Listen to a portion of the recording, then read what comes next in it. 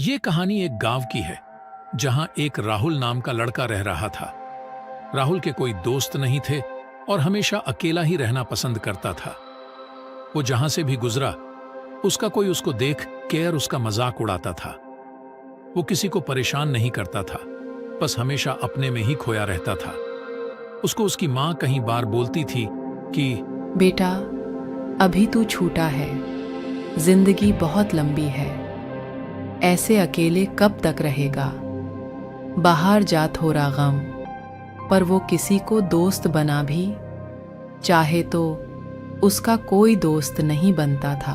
एक दिन की बात है, राहुल को रात में नींद नहीं आ रही थी तो राहुल ने सोचा थोड़ा बाहर थोड़ी दूर तक घूम के आ जाता है, क्या पता एकर फिर नींद आ जाए। यही सोचकर वो घर से बाहर निकला, पर थोड़ी देर चालते ही उसको लगा कि ये रास्ता वो रास्ता नहीं है जिसे वो आया जाया करता है। कुछ दूर जाकर उसे बहुत अजीब किस्म के लोग दिखाने लगे। उसका कोई उसको पूछने लगा कि बेटा राहुल, खाना खाओगे? आओ हमारे घर पर आओ। तभी उसको थोड़ा शक होने लगा। फिर उसने अपने एक दोस्त को देखा जो उसकी जिंदगी में सिर्फ एक ही था दोस्त बना था, पर उसको वो 3 साल से देखा नहीं था।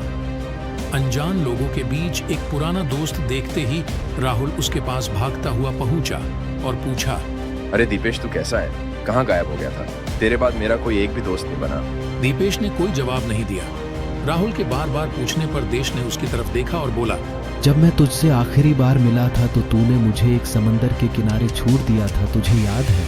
हाँ यार, उस दिन बहुत देर हो गई थी और मैं ज्यादा देर तक घर से बाहर नहीं रहता था। बस वही मैं आज भी वही तेरा इंतजार कर रहा हूँ। ये सुनते ही जब राहुल ने दीपेश की तरफ देखा तो उसका चेहरा हल्के हल्के बदलने लगा, जैसे वो मीठी का बना हो।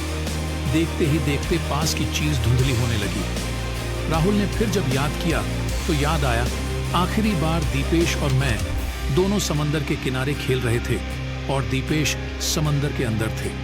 तेज लहर थी। उसके बाद राहुल ने दीपेश की तरफ देखा ही नहीं और उसको सिर्फ ये आवाज लगाई, रात होने को है दीपेश, मैं घर जा रहा हूं, कल तुझसे मिलता हूं। उस दिन दीपेश उस समंदर से बाहर आ ही नहीं सका था और वो वहीं डबकेर मार गया था। राहुल को तब एहसास हुआ कि दीपेश थोड़ा बदला सा लग रहा है। उसने दीपेश को बोला, दीपेश, रात होने को है, माँ घर पर इंतजार करती होगी। राहुल खूब दूर तक भागा। फिर उसको कुछ लोगों के बात करने की आवाज सुनाई दे रही थी, पर कोई कुछ दिख नहीं रहा था। टैब उसने लंबी सांस ली और बोला, मैं हूं राहुल। ऐसे बोलते ही जैसे वक्त सा बदल गया और उसके सामने की चीज खुद बदलने लगी। देखते ही देखते राहुल अपने घर के नजदीक पहुंच गया और फिर सोचा कि गलत मैं ही हूं। उस हादसे के बाद मैंने दीपेश को देखा ही नहीं और न ही किसी से कोई दोस्ती यारी करने की कोशिश की। ये सोचते हुए उसने अपनी गलतियों का एहसास होने लगा और बहुत ही कम समय में उसने कुछ दोस्त भी बना लिए थे।